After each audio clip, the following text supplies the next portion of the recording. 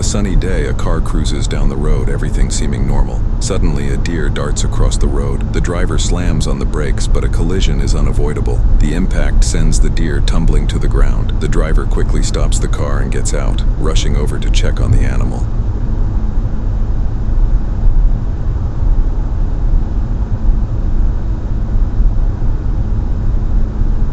Oh, shit.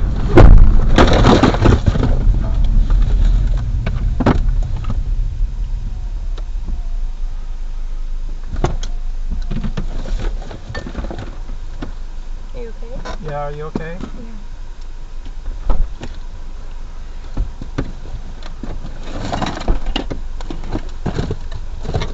A man drives down the road when out of nowhere, a deer leaps in front of his car, slamming into the windshield. The impact sends the deer flying across the road, but the driver continues on his way.